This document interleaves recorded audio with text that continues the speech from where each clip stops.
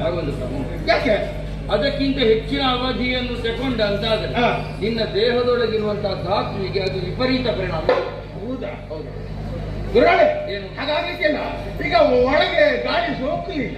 ಈಗ ನೀನು ಅದನ್ನು ಕುಡಿದು ನೋಡ್ಲಿಲ್ಲ ಅಲ್ಲ? ಇಲ್ಲ. ಅಯ್ಯೋ ಉಚ್ಚಿಷ್ಟ ಗುರುಗಳಿಗೆ ಅಂತ ಸಾಮಾನ್ಯವಾಗಿ ಹೇಳುವುದು, ಹರನು ಮುಡಿದ ಹೂವ ಹರವಾಣದಲ್ಲಿ ಇಟ್ಟುಕೊಂಡು ಬಿಡದೆ ಢಣಾರ್ ಢಣಾರ್ ಎಂದು ಕುಣಿದು ಕುಪ್ಪಳಿಸಿ. ನಾವೆಲ್ಲ ಹಾಗೆ ಮತ್ತೆ ಹರನು ಮುಡಿದ ಹೂವನ್ನು ಹರವಾಣದಲ್ಲಿ ಇಟ್ಟುಕೊಂಡು ತಲೆಯಲ್ಲಿ ಇಟ್ಕೊಂಡು ಬಂದು ಮತ್ತೆ ತಲೆಯಲ್ಲಿ ಇಟ್ಕೊಂಡು ಬಂದು ಇದನ್ನು ಮಾತ್ರ ಯಾಕೆ ಗುರುಗಳಿಗೆ ಕೊಡುವುದು. ಒಂದ್ ವೇಳೆ ನಾನು ಕುಡಿಯುತ್ತಿದ್ರು ನೀವು ಕುಡಿದ ಮೇಲೆ ಮುಚ್ಚೆ ಕುಡಿಲಿಕ್ಕೆ ಇಷ್ಟರವರೆಗೆ ಕುಡಿದದ್ದೇ. ಹೌದು, ನಾವು ಹಾಗೆ ಕುಡಿದ ಮತ್ತು ನೀನು ನಂತರ ಕುಡಿದ್ರು ಎಬ್ಬಿಸಬೇಕಾದದ್ದು ನಾನೇ. ಅಯ್ಯೋ ಯಾವಾಗಲೂ ಹಾಗೆ. ಆದ ಕಾರಣವೇ ಕೊಡು ನೋಡ.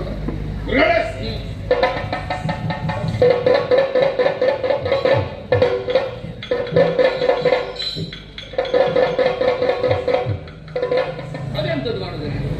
ಅಯ್ಯೋ ಅದಕ್ಕೆ ಬೇಕಾದಂತ ವಸ್ತುಗಳನ್ನೆಲ್ಲ ಹಾಕಿ ಒಂದು ಸ್ವಲ್ಪ ಪರಿಮಳ ಬರಲಿ. ಹೆಚ್ಚು ಹುಳಿ ಆದ್ರೆ ನಿಮ್ಗೆ ಆಗುದಿಲ್ಲವಲ್ಲ. ಹೌದು, ಅದಕ್ಕೆ ಬೇಕಾಗಿ. ಹೆಚ್ಚು ಹುಳಿ ಆಗುದಿಲ್ಲ ನನಗೆ ಮಾತ್ರ, ಕೆಲವರಿಗೆ ಆಗ್ತದೆ. ಯಾಕಂದ್ರೆ ಅವರಲ್ಲಿ ಹುಳಿ ಇರ್ತದೆ, ಹುಳಿ ಇಲ್ಲ. ನೀವು ಬ್ರಾಹ್ಮಣರು. ಹೌದು, ಬ್ರಾಹ್ಮಣ ಅಂತ ಹೇಳ್ಬಾರ್ದು. ಕುಡಿತೀರಲ್ಲ, ಕುಡಿಯುವಾಗ ನೀವು ಬ್ರಾಹ್ಮಣರ ಅಲ್ಲ. ಬ್ರಾಹ್ಮಣರ ವಿಷಯ ಈಗ ಯಾಕೆ? ನಮ್ಮ ಗುರುಗಳು ಹೌದು ತಾನೆ? ಖಂಡಿತ. ಈಗ ತುಂಬಾ ನೋಡ್ತಾ ಇದ್ರೆ ಅದು ನಿನಗೆ ಅರ್ಥ ಆಗ್ತದೆ. ನನಗೆ ಕೊಡ್ತೇ ಇಲ್ವಾ? ಯಾಕಂದ್ರೆ ಕಣ್ಮುಚ್ಚಬೇಕು ಕುಡಿಯುವಾಗ. ಎಂತೆಂಥದ್ದೆಲ್ಲ ಕುಡಿದ ಶರೀರ ಇದನ್ನು ಕುಡಿಯುವುದಕ್ಕೆ ನಾನು ಹೆದರಬೇಕು ಅಂತ ಭಾವಿಸಿ.